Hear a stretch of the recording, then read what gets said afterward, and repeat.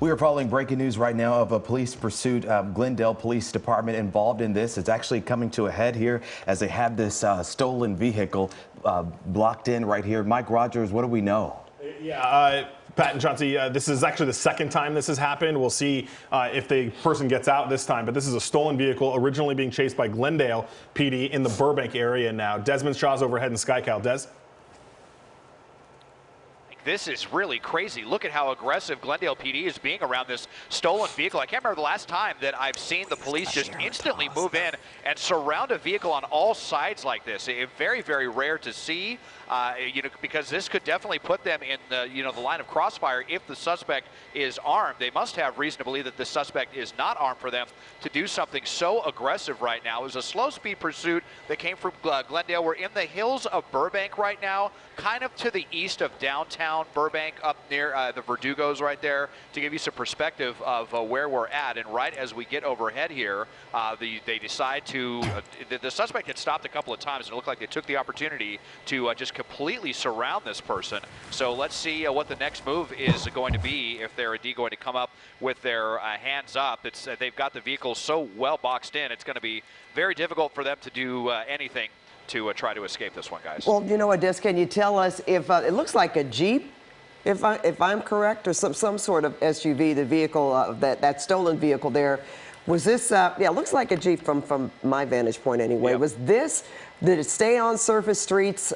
Did they ever get on the freeway? I'm just thinking of what kind of distance. Were they driving slow, fast? How difficult was this?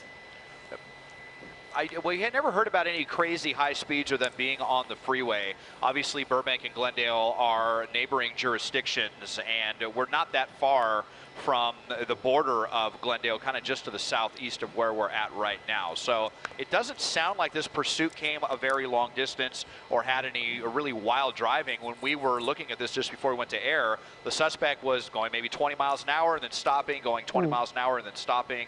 So I just kind of wonder if there's something else going on here. It's just an incredibly rare thing, like I said, to see the police come in and instantly surround and not be that concerned about putting that many officers, potentially in jeopardy with a stolen vehicle. So maybe something else is afoot here, but it is a Jeep here, believed to be stolen out of Glendale, and we are off of Bel Air Drive and Grinnell Drive in Burbank. And so far, we don't see any movement on any part from the driver or certainly the officers, just that they have stopped and they've got their doors open. And I assume, do they have guns drawn? Yes, they definitely have their weapons drawn here. I believe they have lethal as well as less lethal on this one.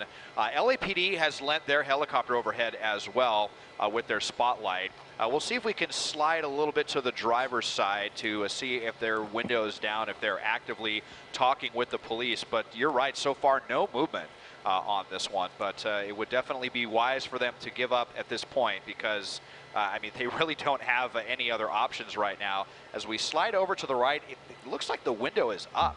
So if they're just kind of, ignoring police, it looks like if that's the case, the lines of communication are not even open right now very effectively between, well, now that I say that, I actually can't tell if the window is up or down. A little bit hard to tell. But yeah, regardless, you just wonder, what is the suspect waiting for here? The writing is on the wall about what happens next. And Des, we want to show some video here in the last few seconds that led us here to this moment where police have surrounded this car. We want to talk about how we got here, because it looked like police were perfectly positioned right here to box this car in at this intersection. Yeah, absolutely. And, just the way that the suspect was driving, kind of stopping, not going very fast, then stopping and going. I had noticed that the police kind of seem to have the suspect surrounded. That's sometimes when you have these suspects, when they drive pretty slowly, it allows the authorities to get into a situation where they can be ready for a maneuver like this. But it's still just such a rare thing to see. A lot of times we see a pit maneuver or maybe some spike strips or something else, but they obviously know something, that they were comfortable moving so many officers into this position, because it's just a highly unusual thing to see with any law enforcement agency. And they pull right in front, too, you know, pulled right in front of that vehicle. So certainly right in the line of anything that could possibly happen, which of course we hope will not. And as you said, Desmond, you know, we rarely see something like this, rarely see them be that aggressive and put themselves in the line of some possible fire, if you will. But they must know something, or they wouldn't have done this, because as you say, we don't see anything like this very often, if at all, not to actually just surround that vehicle like that. All right, it looks like I saw an arm or some kind of movement. It looked it looked like that person maybe drinking out of a cup. It looked like it was kind of a paper cup or something in there. Yep, there you go, Des.